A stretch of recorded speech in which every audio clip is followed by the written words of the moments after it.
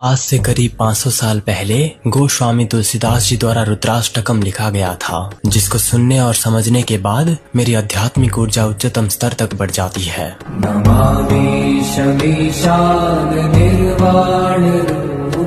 मैं उस रुद्र भगवान ईशान को नमन करता हूँ, जिनका स्वरूप सर्वोच्च निर्वाण की स्थिति का प्रतिनिधित्व करता है। निर्वाण वो स्थिति है जहाँ सभी प्रकार की इच्छाएं दमन हो जाती हैं और परमानंद शांति प्राप्त होती है।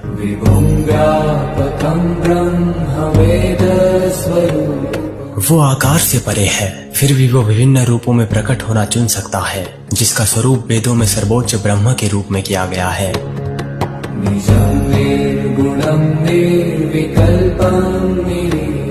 जो सदैव अपने आप में ही लीन रहता है, जो सत रज और तम जैसे तीन गुणों से परे है और जो किसी भी प्रकार के परिवर्तन और इच्छा से परे है।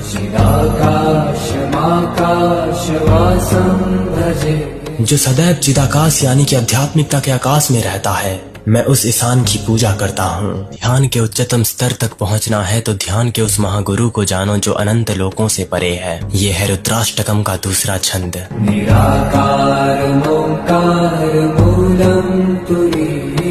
उस निराकार स्वरूप की बात हो रही है, जिसके मूल से पवित्र ओमकार की ध्वनि जन्म लेती है और जो हमेशा तुरीय अवस्था में रहता है। तुरीय वो अवस्था है जिस ध्यान में ब्रह्म का अनुभव होता है।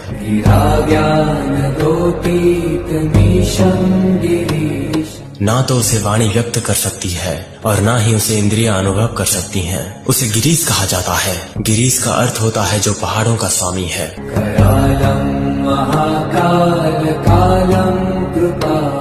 महाकाल का रूप धारण करके वो काल को छिन्न भिन्न कर सकता है और साथ ही वो अपने भक्तों के लिए करुणा का अवतार भी है।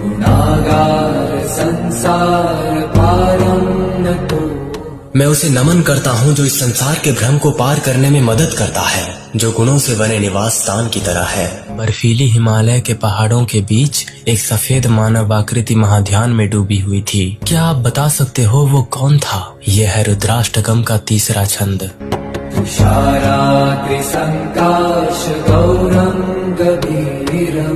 वो जो बर्फ के पहाड़ों के समान सफेद चमक रहा है और जिसके अस्तित्व की खाई बहुत गहरी है।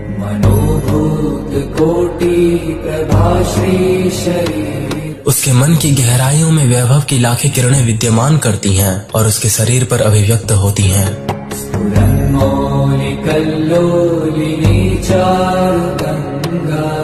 वो जो जिसके सर पर सुंदर गंगा धड़कती है और संसार की ओर बढ़ती है।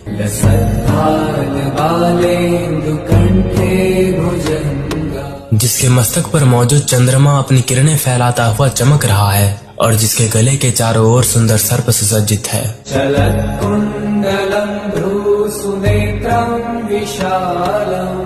वो जो जिनके चेहरे के पास कानों की बालियां झूल रही हैं और जो आकर्षण भौहों और बड़ी सुंदर आंखों से सुशोभित है।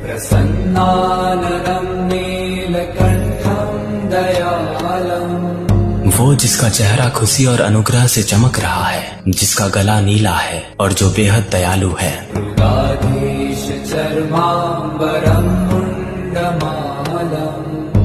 जिनके वस्त्र पशुओं के भगवान की खाल है और जिनकी गर्दन खोपड़ी की माला से सुशोभित है।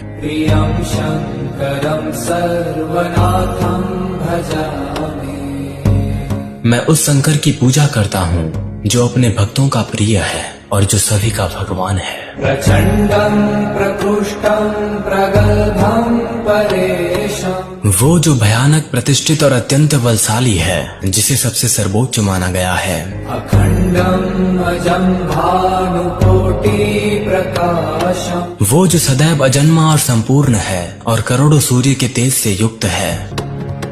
त्रयशूल निर्मूलनम शूलपाणि। वो त्रिशूल जिनके 3 शूलों से वो 3 गुणों के बंधनों को उखाड़ फेंकते हैं, जो कि सत, रज और तम है। भजे हम भवानी पतिं भावगम्यं। मैं देवी भवानी के पति की पूजा करता हूँ, जिसे केवल भक्ति से ही प्राप्त किया जा सकता है। फलातीत कल्याण कल्पांतकारी। वो जो जिनकी सुप्रकृति स्थूल भौतिक संसार के तत्वों से परे है और जो एक कल्प होने के बाद सृष्टि का सर्वनाश कर देते हैं। सदा सज्जनानंद दाता पुरा वो जो सदैव बुद्धिमान पुरुषों को बहुत खुशी देते हैं और जो त्रिपुरासुर के शत्रु हैं। त्रिपुरासुर वो लोग हैं जो केवल अधर्म का प्रतिनिधित्व करते हैं। चिदानंद संदोह मोहापहारी, वो जो महान भ्रम को दूर करके आत्मा को चिदानंद की पूर्णता में डुबा देता है। प्रसीद प्रसीद प्रभो मन्मथारी, मैं उनसे कृपा की याचना करता हूँ जो विनाश के प्रतीक हैं। नयावत उमानाथ पादारविंदम, जब तक उमा के भगवान के चरण कमल हैं। भजन्ति हलोके परेवा नराणा, इस दुनिया में या बाद में मनुष्यों द्वारा अगर उनकी पूजा नहीं की जाती है। न तावत् सुखम शांति संतापनाशम, तब तक जीवन में सुख शांति और दुखों के अंत का अनुभव नहीं होगा। ध्यान देना, सुख भी एक तुच्छ चीज है। प्रसीद प्रभो सर्वभूताधिवास, इसलिए हे भगवान कृपया दयालु बने जो सभी प्राणियों के भीतर रहते हैं। यह रुद्राष्टकम का आखिरी छंद। न जानामि योगम जपम नैव पूजा, मुझे नहीं पता कि योग जप या पूजा कैसे की जाती है। न तो हम सदा सर्वदा शंभुतुभ्यं, हे शंभु मैं सदैव हर समय आपको ही प्रणाम करता हूँ। जरा जन्म दुखो गतातप्यमाना, कृपया मुझे जन्म और बुढ़ापे के दुखों से साथ ही उन पापों से बचाएं जो दुखों का कारण बनते हैं। प्रभो पाहियापन, पहले इस श्लोक को सुनिए। चिदानंद रूप शिवोहम शिवो, मैं तो सदैव शुद्ध आनंदमय चेतना हूँ, मैं शिव हूँ, मैं शिव हूँ। हजारों लोग बोले कि इस श्लोक में शिवोहम का मतलब भगवान शिव को दर्शा रहा है, आत्मा को नहीं। मतलब ये लोग कहना चाहते हैं कि शिव और आत्मा दो अलग अलग चीज हैं। शिवोहम के मतलब को पहले समझिए। शिवोहम से पहले के श्लोक हर उस चीज को नकारते हैं जो अस्थायी और अनित्य है। इसमें मन, इंद्रियां, शरीर, भावनाएं और बाहरी दुनिया और भौतिक जगत शामिल है। भगवान शिव परम वास्तविकता, शुद्ध चेतना और आनंद का प्रतिनिधित्व करते हैं। ये सीमाओं और द्वंद्वों से परे है। यहाँ पर शिवोहम अल्टीमेट रियलिटी और ब्रह्म को दर्शा रहा है। और एक बात, निर्वाण षटकम को आत्मा षटकम भी कहा जाता है। ये आत्मा का वो अमर गीत है जहाँ आत्मा खुद अपने स्वरूप का वर्णन करता है।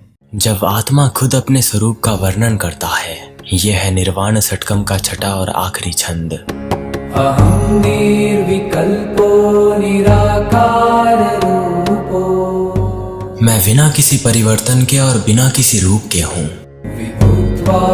सर्वत्र सर्वेंद्रिया, मैं हर चीज के अंतर्निहित आधार के रूप में और सभी इंद्रियों के पीछे हर जगह मौजूद हूँ। न चासंगतं नैव मुक्तिर्न मे, ना तो मैं किसी चीज से आसक्त होता हूँ और ना ही किसी चीज से मुक्त होता हूँ।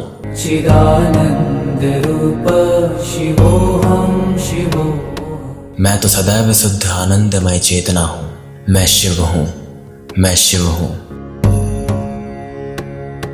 आत्मा का ये अमर गीत सुनिए जिसे आत्मा ने खुद गाया है। निर्वाण षटकम का ये पांचवा छंद जहाँ आत्मा कह रहा है। न मृत्यु न शंका न मे जाति भेद, मैं ना तो मृत्यु और उसके भय से बंधा हूँ और ना ही जाति के नियमों और उसके भेदों से बंधा हूँ। पिता नैव मे नैव माता न जन्म, ना तो मेरा कोई माता और पिता है और ना ही मेरा कोई जन्म है। न बंधुर्न मित्रं गुरुर्नैव शिष्यं, ना मेरा कोई रिश्तेदार है, ना कोई मित्र, ना कोई आध्यात्मिक गुरु और ना ही कोई शिष्य है। चिदानंद रूप शिवोहम शिवो, मैं तो सदैव शुद्ध आनंदमय चेतना हूँ, मैं शिव हूँ, मैं शिव हूँ। निर्वाणाष्टकम का दूसरा छंद जो मानव अस्तित्व में शरीर से जुड़े समग्र प्राण वायु और अंगों प्रत्यंगों को नकारता है। न च प्राण संज्ञो न वै पंचवा, मैं ना तो जीवन की ये सांसें हूँ और ना ही ये 5 प्राण वायु हूँ। न वा सप्त धातु न वा पंचकोश, ना ही मैं शरीर के ये 7 तत्व हूँ और ना ही ये 5 आवरण हूँ। न वा पाणिपादं न चोपस्थपादं, ना ही मैं वाणी, हाथ, पैर या उत्सर्जन और प्रजनन की इंद्रियां हूँ। चिदानंद रूप शिवोहम शिवो। मैं तो चेतना और आनंद की प्रकृति का हूँ। मैं शिव हूँ, मैं शिव हूँ। भारत के जिन पवित्र स्थानों और मंदिरों को आप बहुत महत्व देते हो और पुराने पवित्र वेद और ग्रंथों को जो सम्मान देते हो, ये सभी पवित्र चीजें आत्मा के लिए कुछ भी मायने नहीं रखती। आत्मा का ये संगीत सुनिए। यह है निर्वाण अष्टकम का चौथा छंद, जहाँ आत्मा कह रहा है, न पुण्यम न पापम न सौख्यम न दुःखम। ना मैं पुण्य से बंधा हूँ और ना ही पाप से, और ना ही सांसारिक खुशियों और ना दुख से। न मंत्रो न तीर्थम न वेदा न यज्ञ। ना तो मैं पवित्र भजनों से बंधा हूँ और ना ही पवित्र स्थानों से, और ना ही पवित्र ग्रंथों से, और ना ही कोई बलिदानों से। अहम भोजनम नैव भोजम न भोक्ता। मैं ना तो कोई आनंद हूँ और ना ही आनंद लेने योग्य वस्तु हूँ, और ना ही मैं आनंद लेने या देने वाला हूँ। चिदानंद रूप शिवोहम शिवो। मैं तो सदैव शुद्ध आनंदमय चेतना हूँ। मैं शिव हूँ, मैं शिव हूँ।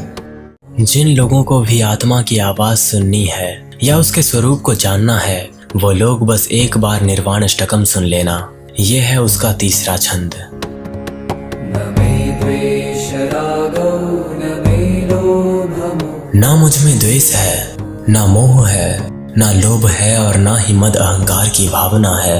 मदो नैव मे नैव मात्सर्य भाव। ना मुझ में अभिमान है, ना ईर्षा है, और ना ही द्वेष की भावना है। न धर्मो न चार्थो न कामो न मोक्ष। मैं धर्म, अर्थ, काम और मोक्ष जीवन के इन 4 पुरुषार्थ की सीमाओं से परे हूँ। चिदानंद रूप शिवोहम शिव। मैं तो सदैव शुद्ध आनंदमय चेतना हूँ।